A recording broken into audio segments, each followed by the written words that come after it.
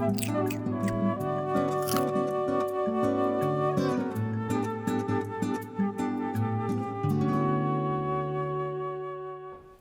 everybody, and welcome to Healthy Bites. Healthy Bites is a collaboration between Nevada County Media and Nevada County Public Health.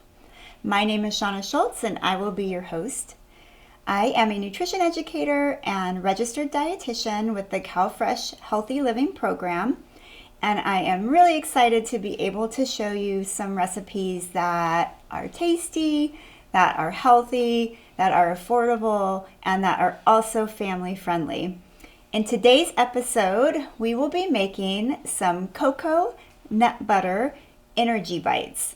And these are a great healthy snack for kids, or you can use them before, during, or after exercise. This recipe can also be found on eatfresh.org, along with lots of other tasty and affordable recipes. So we'll go ahead and get started. These are super easy to put together and very, very delicious. So let's take a look at the ingredients that we'll be using. I have some rolled oats, some maple syrup, some chia seeds, some peanut butter, some cocoa powder, and some coconut flakes. And that's it. And it's kind of more or less like a variation on a granola bar, but without a lot of unwanted ingredients, and you really get to control how much sugar that you put into these, so they end up being pretty low in added sugars, and that keeps them very nutritious. So really all we have to do for these energy bites is just mix all the ingredients together. It's that easy. So we'll go through each ingredient and about how much we're using. So we'll put the peanut butter in first. And this is just fresh ground peanut butter, but you can use whatever peanut butter you have on hand. It's a half a cup.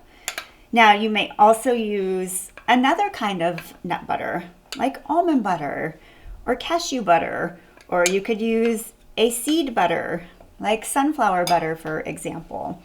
So really we're just getting this nut butter or seed butter in there to really hold the energy bites together. So whatever you have on hand or enjoy best is fine. So that's our peanut butter. And next we'll add our sweetener. So this is a 1/4 cup of maple syrup. If you don't have maple syrup on hand, you could use honey. You could use agave. Either would be fine. But it should be more liquid than solid, just because it'll help keep the energy bites together. And I'm just going to give this a quick little stir, just to try to get our peanut butter and maple syrup incorporated. I mean, who could deny peanut butter and syrup together? I really like peanut butter and syrup on my pancakes. It's quite a delicious combination. All right, next we'll add in some chia seeds. This is a 1/4 cup of chia seeds. Chia seeds really help give a pretty significant nutrition boost. They're a good source of protein. They have fiber, in particular soluble fiber, which is good at helping to keep you full. And they're also a good source of minerals as well. So they give it a nice nutrition boost, and they also add a really nice texture to the finished product as well. So I give that a quick stir. In one of my previous episodes, we made chia seed pudding, and the chia seeds really help to thicken the liquid. But in this recipe, they're just helping to provide some nutrition and also some, like a little bit of a crunch. All right, we have some coconut flakes. These are unsweetened, and they also help add some nice texture as well. Give that a little stir. And I really like the play that you get on colors with like the darkness of the chia seeds and then the white of the shredded coconut. So goes well together. Cocoa powder. This is unsweetened cocoa powder. There's 2 tablespoons there. For our coconut, that was about 1/3 of a cup.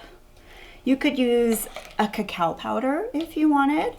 You can also just leave the cocoa powder out if you don't prefer it, and that would be okay.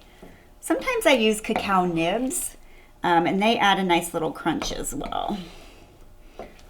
All right. And then our last ingredient is our rolled oats. I'm going to start by, there's a cup in there, I'm going to start by adding half.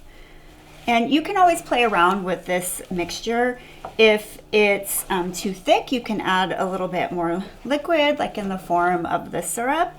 If it's too thin, you could add more oats or more nut butter. But we do want it just to really be able to hold together when we roll it into a little ball or a little bite. And this looks like it's about the right consistency. Sometimes it just depends on what kind of nut butter you're using and what the texture of that looks like. All right. So let's scooch this over here.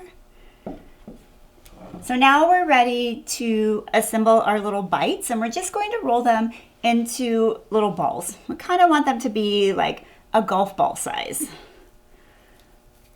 And this should make at least 12. It might make a little bit more. But this is holding together really, really nicely. And that's pretty much it. Now, to store these, I would keep them in a covered container in the refrigerator. You could also keep them in the freezer as well. But if you leave them at room temperature, they'll get kind of soft. So to keep them more on the firm side, I would keep them in the refrigerator. Now, these can be used as a healthy snack. They do have healthy fat, they have protein, they have some fiber, they have vitamins, they have minerals. So they are a pretty little balanced bite. If you're going to use them for exercise, then maybe keep them in the freezer and then take out one or two to bring with you on your hike, or you could enjoy them after activity, and that would be a nice way to replenish and refuel when you're done being active. Or you could just pop them into your lunch or your kids' lunch and enjoy them as a snack. We'll just do one more. When you taste them, I think you'll be really happy. So I hope that you're able to make these at home, and I hope that you enjoy them.